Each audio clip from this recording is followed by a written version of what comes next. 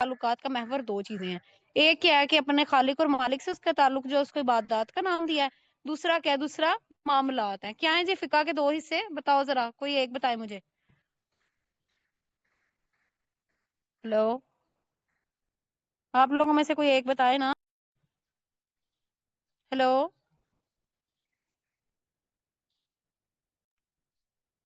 Hello بسما،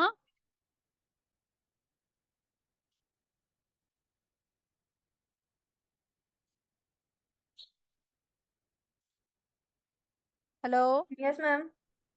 بیٹا کیسے بولو تو صحیح. میں بولی جا رہی ہوں آگے، آپ بول ہی نہیں رہی. میں بسما بسما کر رہی ہوں.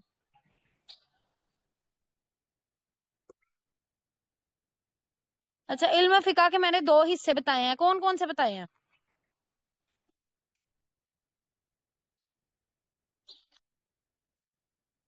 ہلو، یہ بات میم نیٹ ایشو ہو رہا ہے، آپ کی آواز تھوڑی اسٹرک ہو رہی کیا کریں پھر؟ آپ مجھے بتاؤ کیوں نیٹ ایشو ہو رہا ہے ہے. میم آپ ایک میرے دفعہ پاس؟ ریپیٹ. اچھا ٹھیک ہے، ریپیٹ کرتی ہوں. علم فقہ ہمارا موضوع ہے. ٹھیک ہے، علم فقہ کے دو حصے ہیں. ایک ہے عبادات اور ایک ہے معاملات. ٹھیک ہے، عبادات کیا انسان کا اپنے خالق اور مالک سے تعلق، جبکہ انسان کا دوسرے انسان سے تعلق اس کو کیا کہیں گے؟ معاملات کہیں گے. ٹھیک ہے، آواز آئی ہے؟ یس میم آئی ہے.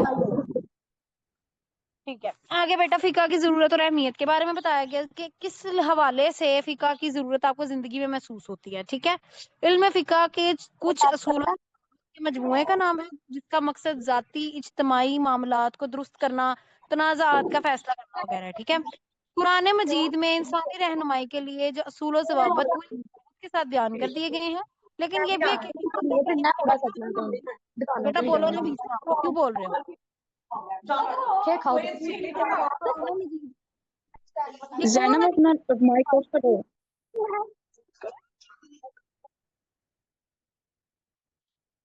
اپنے اعمال اور افعال سے کر دیا، کیونکہ وفات سے پہلے آپ صلی اللہ علیہ وسلم نے کیا فرمایا تھا؟ میں تم میں دو چیزیں چھوڑنے جا رہا ہوں، اللہ کی کتاب اور اپنی سنت. بیٹا آسان لفظوں میں اگر میں آپ لوگوں کو بتاؤں تو جب قرآن پاک تھا تو قرآن پاک سے لوگ مسائل کا حل تلاش کرتے تھے.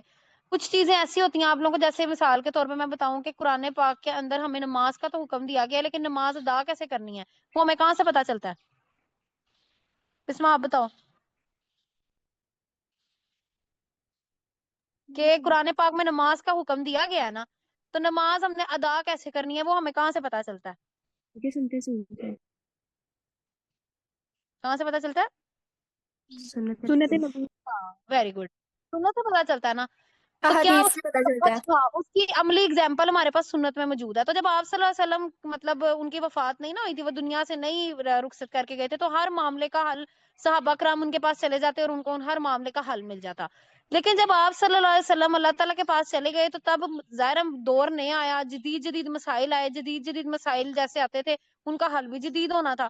تو پھر کیا ہوتا تھا؟ قرآن پاک اور سنت کو مد نظر رکھتے ہوئے نا ایک اپنی رائے قائم کرتے ہوئے ان دونوں کے دلائل لیتے ہوئے جو اصول بنائے جاتے تھے ان کو اصول فقہ کہا جاتا تھا، اور اس جو اصول جس علم سے بنائے جاتے تھے اس کو علم فقہ کہا جاتا تھا. سمجھ آئیے؟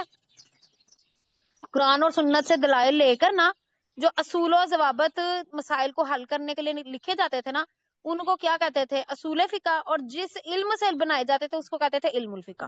سمجھ آ گئی ہے؟ یس میم. Yes good. میم آ گئی ہے. بس اس کے بعد بیٹا بنیادی ماخذ کی طرف چلیں تو جس طرح میں نے پہلے بتایا کہ قرآن مجید اس کے اندر پہلا پوائنٹ ہے کہ کوئی بھی آپ کے پاس قرآن پاک آپ کے اوپر اللہ تعالیٰ نے آپ کا دین مکمل کر دیا اس کے اندر. ایسے ہی ہے نا؟ سورۃ المائدہ کس کے اندر آیت بھی ہے، الیوم اکملت لکم دینکم واتممت علیکم نعمتی ورضیت لکم الاسلام دینا. آج میں نے تمہارے لیے تمہارا دین مکمل کر دیا، اپنی نعمت پوری کر دی، میں نے تمہارے لیے اسلام کو دین پسند کر دیا. 10 ہجری پہ خطبہ حجۃ الوداع کے موقع پر یہ آیت نازل ہوئی تھی. ٹھیک ہے، اس کے اندر کیا بعد میں بے شک ہم نے آپ کی طرف سچی کتابیں نازل کی تاکہ آپ لوگوں کے درمیان فیصلہ کریں جو آپ کو اللہ دکھا رہے تھے. اس کے بعد بیٹا قرآن مجید کی آیات کے بارے میں اگر بات کرتے چلیں تو قرآن پاک میں آیات کی کیا ہے جی وہ تفصیل یہ ہے کہ نکاح اور طلاق کی آیات ہیں. عبادت کے بارے میں 140 آیات ہیں. نکاح، طلاق، وراثت، وصیت کے بارے میں 70 آیات ہیں. خرید و فروخت، تجارت، شرکت، تجارت کے بارے میں 70 آیات ہیں. حدود تعزیرات. آپ لوگوں میں سے کسی نے ترجمہ کیا ہے قرآن پاک کا؟ یس میم میں نے کیا ہوا ہے. تو بیٹا آپ کو اس چیز کا اچھے سے پتا ہوگا کہ جب سورۃ البقرہ پڑھتے ہیں تو سورۃ البقرہ کی آخری جو آیات ہیں اس کے اندر اگر آپ کہہ لو کہ 25 آیات میں کہوں یا میں 40 آیات کہوں، اس کے اندر کتنے زیادہ ہماری دنیاوی ٹاپکس کور ہو رہے ہیں. اس میں یس طلاق میم. کور ہو رہی ہے، اس میں ایلا، اس میں زنا، اس میں وہ قصاص، ہر چیز آپ کی سورۃ البقرہ میں کور ہو رہی ہے. ایسے ہی ہے نا؟ یس میم ایسا ہی ہے. ہاں، تو کیا اس سے مراد آپ لوگ لو گے کہ جب دنیا کے اندر مسائل آئے تو سب سے پہلا ماخذ ہم نے کدھر رجوع کرنا ہے؟ کسی بھی شریعت کو دیکھنے کے لیے قرآن پاک کو کرنا ہے. ٹھیک ہے.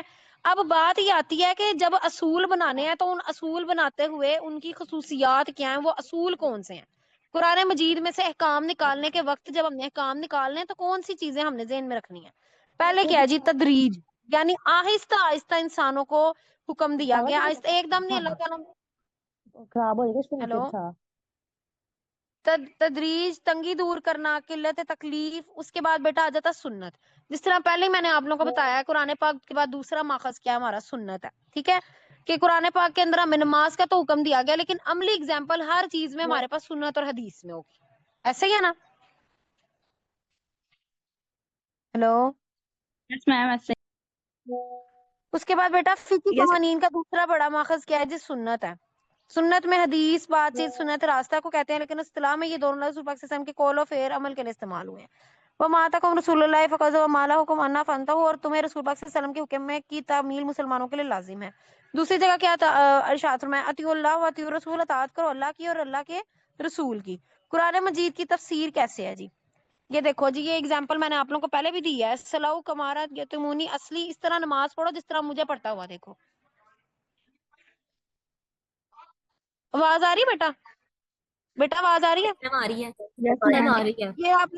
یہ آپ لوگوں نے دیکھا ہے کہ میں نے یہ کہا ہے کہ قرآن پاک کے اندر نماز کا حکم دیا گیا لیکن حدیث سے ہمیں پتہ لگتا ہے سنت سے. تو یہ دیکھو، یہ آپ لوگوں کو آگے حدیث بھی آ گئی ہے. اس طرح نماز پڑھو جس طرح مجھے پڑھتا ہوا دیکھو. کلیئر ہو گیا؟ یس میم. ٹھیک ہے. اس کے بعد بیٹا سنت نبی میں جو احکام مذکور ہیں وہ 3 قسموں سے خالی ہیں. وہ احکام جو قرآن پاک میں موجود ہیں اور حدیث ان کی تائید کرتی ہے. دوسری قسم کے وہ احکام ہیں جو اجمالاً قرآن پاک میں ذکر کیے گئے ہیں، حدیث ان کی توضیح تشریح کرتی ہے اور ان کے اجمال کی تفصیل ہے. تیسری قسم وہ احادیث ہیں جن میں وہ احکام مذکور ہیں جن کے ذکر سے قرآن مجید خاموش ہے. اس کے علاوہ کوئی چوتھی قسم کی حدیث ہے ہی نہیں، لہٰذا یہ بات ثابت ہے کہ قرآن پاک کے معرض کوئی حدیث نہیں. کیا ہے جی؟ پہلے جو قرآن پاک میں موجود ہے حدیث ان کی تائید کرتی ہے. پہلی قسم یہ ہے. ٹھیک ہے، سمجھ آ گئی ہے؟ یس میم. دوسرے کون سے؟ یعنی سیم ایز اٹ از ہے. پہلی تائید کا مطلب ہے سیم ایز اٹ از. دوسری کیا ہے؟ جو اجمالاً قرآن پاک میں یعنی حدیث اس کی کیا کرتی ہے؟ تشریح کرتی ہے. کلیئر ہے؟ تیسری کون سی بتائیے؟ وہ احکام ہے جن سے کے ذکر سے قرآن پاک خاموش ہے، اس کے علاوہ کوئی چوتھی قسم حدیث کے. لہٰذا یہ بات ہے کہ قرآن پاک کے معرض کوئی حدیث نہیں، یعنی قرآن پاک کے آپ لوگ کہہ لو اپوزٹ، اللہ معاف کرے، کوئی حدیث نہیں ہو سکتی. کلیئر ہے؟ یس یس میم. اس کے بعد بیٹا اجماع بھی تو پڑھا دینا میں نے آج ہی آپ لوگوں کو. قیاس ہم کل پڑھیں گے، اجماع آج ہی پڑھ لو. اتنا مشکل تو ہے بھی نہیں کہ یہ میں آپ لوگوں کو چھوڑوں. کل قیاس پڑھیں گے تو بس یہ لانگ مراؤ. اجماع اور اوکے میم پڑھا اجتہاد. دیں.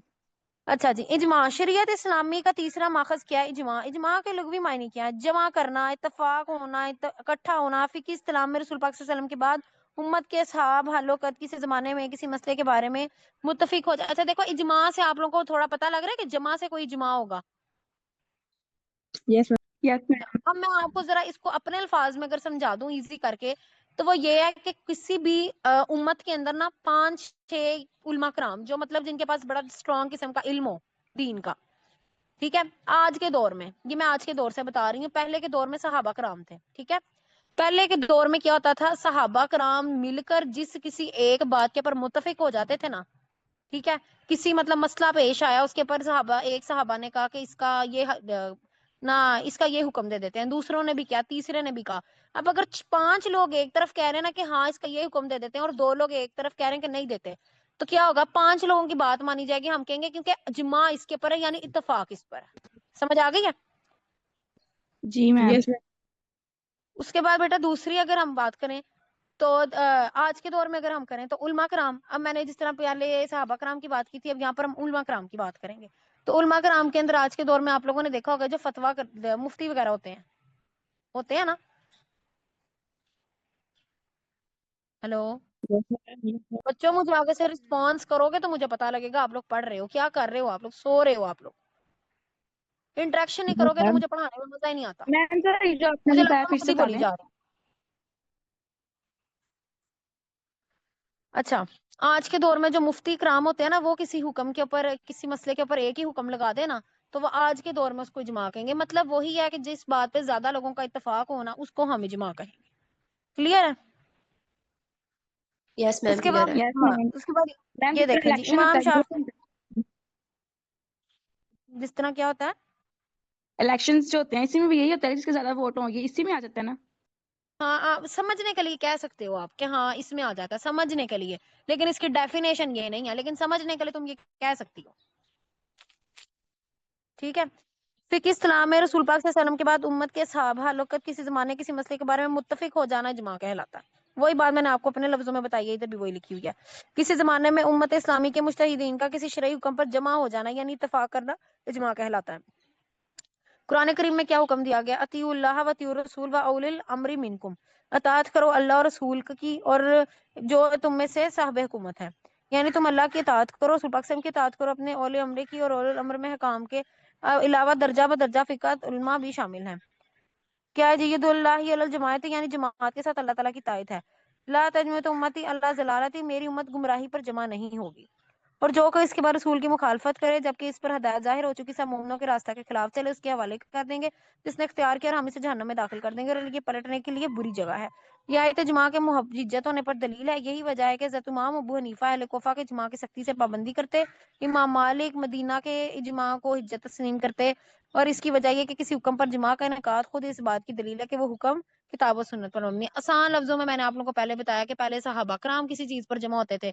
सहाबा के बाद कौन सा दौर आता है? ताबईन का दौर। ताबईन और तिब्बा ताबईन, वो कौन थे? ये इमाम मालिक, इमाम मूता, सॉरी इमाम मालिक, इमाम शाफी, इमाम अहमद बिन हम्बल, इमाम अबू हनीफा, ये चार हमारे जो बेसिक इमाम है ना। अगर आप लोगों में से किसी को थोड़ा सा नॉलेज हो इस्लाम का तो उसको इनके नाम पता होंगे।